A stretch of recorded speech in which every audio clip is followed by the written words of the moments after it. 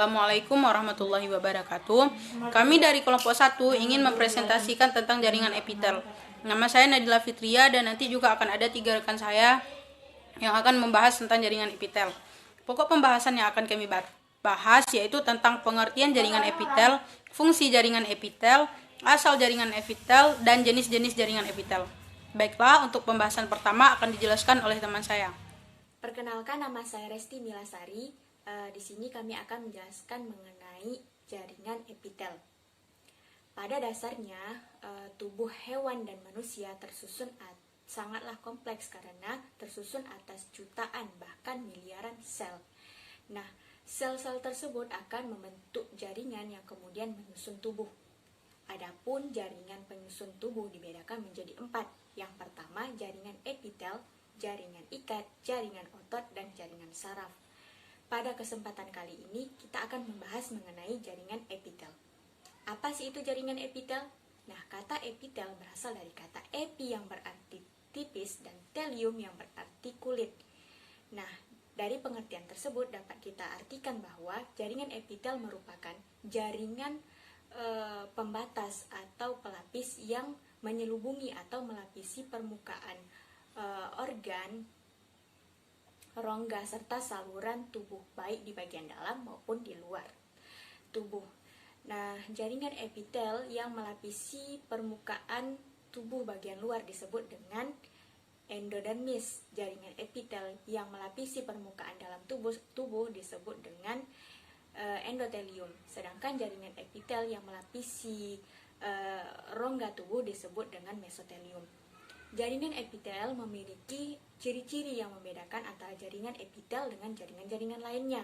Adapun ciri dari jaringan epitel yang pertama, jaringan epitel tersusun atas sel-sel yang rapat sehingga hampir tidak memiliki ruang antar sel. Yang kedua, jaringan epitel tidak mengandung pembuluh darah, akan tetapi mengandung ujung saraf. Yang ketiga, jaringan epitel memiliki tingkat regenerasi yang tinggi. Selanjutnya akan disampaikan oleh Kenalkan, nama saya Harino Pri Pratama. Saya dari kelompok 1 ingin mempresentasikan hasil kinerja kami. Saya akan membahaskan tentang fungsi jaringan epitel.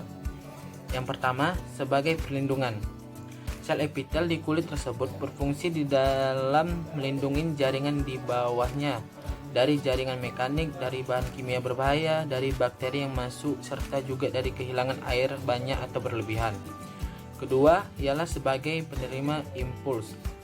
Sel epitel khusus tersebut ditembus dari rangsangan sensorik, yang mana sel epitel tersebut terdapat ujung saraf sensorik yang berada di telinga, kulit, lidah, dan juga hidung.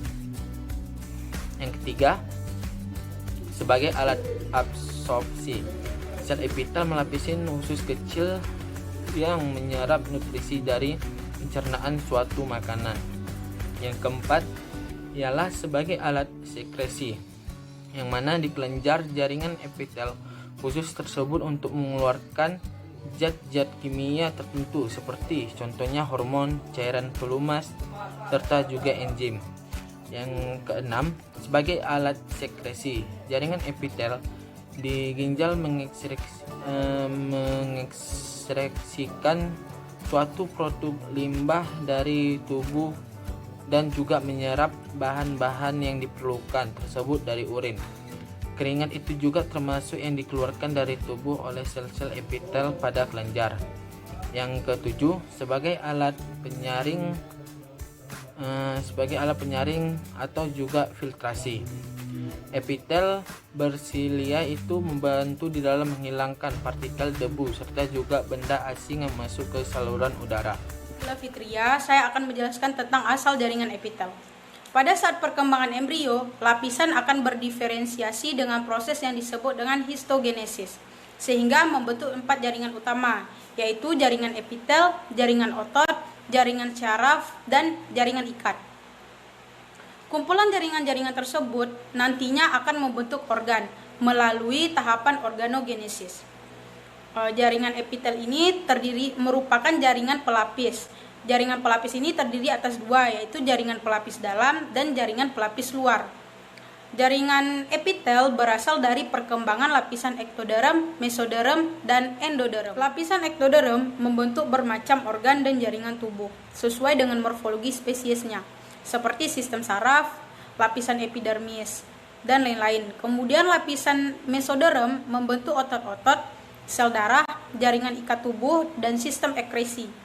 Dan yang terakhir, lapisan endoderm membentuk paru-paru, kelenjar tiroid, sel pankreas, hati, serta sistem pencernaan.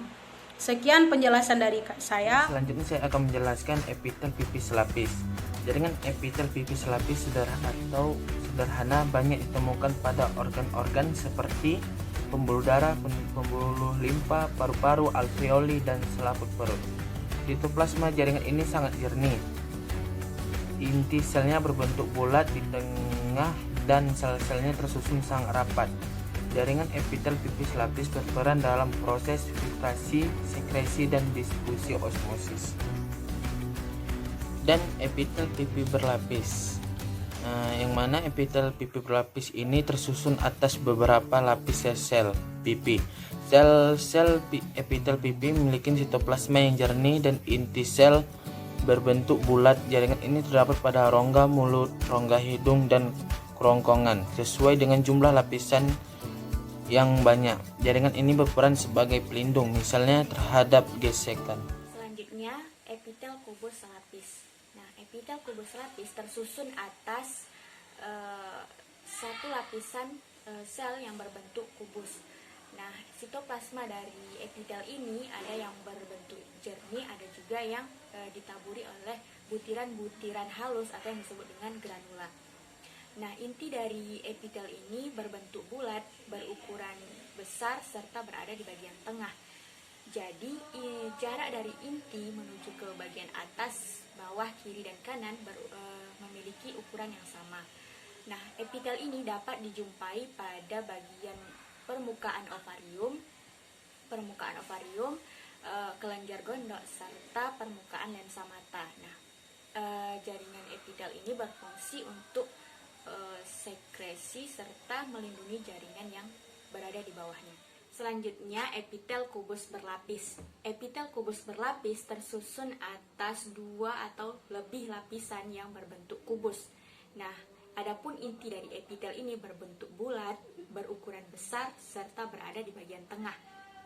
Nah, epitel ini dapat ditemui pada kelenjar minyak, kelenjar keringat, serta folikel pada ovarium. Nah, adapun fungsi dari epitel ini ialah untuk sekresi dan ekskresi. Baik, selanjutnya akan dijelaskan oleh teman saya. Baik, perkenalkan, nama saya Zea Wulandari. Saya akan menjelaskan tentang epitel silindris lapis, epitel silindris semu, dan epitel transisional. Yang pertama, epitel silindris lapis. Epitel silindris lapis mempunyai bentuk silindris atau tabung.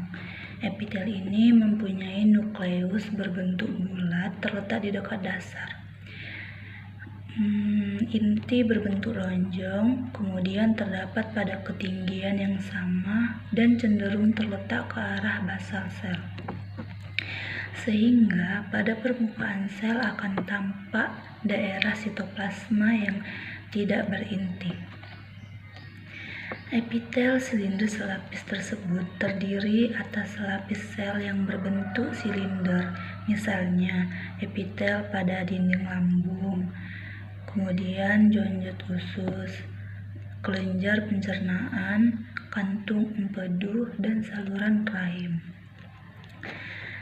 Epitel silindris lapis ini berfungsi untuk sekresi, absorpsi, perlindungan, dan pelumas. Yang kedua ada epitel silindris semu. Epitel silindris semu tersusun dari sel-sel yang mempunyai inti sel tidak sejajar, sehingga seolah-olah epitel tersebut terdiri dari banyak lapisan. Jaringan ini terdapat silia untuk menggerakkan partikel yang terletak di atasnya. Misalnya, kotoran atau debu tidak akan masuk ke dalam paru-paru sebab digerakkan oleh silia pada sel-sel saluran pernapasan. Sebenarnya terdiri atas lapis sel, tetapi kelihatan beberapa sel. Jaringan epitel ini terdapat pada saluran reproduksi, saluran pernapasan, dan rongga hidung. Epitel silinder semu ini berfungsi sebagai perlindungan, pergerakan, dan sekresi. Kemudian yang ketiga ada epitel transisional. Sel penyusun epitel transisional bentuknya dapat berubah dan berlapis-lapis. Epitel ini dapat ditemukan pada organ saluran pernapasan, ureter, dan kandung kemih, dan terdapat pada bagian yang mengalami tekanan. Saat kandung kemih berisi urin, sel epitel akan berbentuk kuboid seperti dadu atau silindris.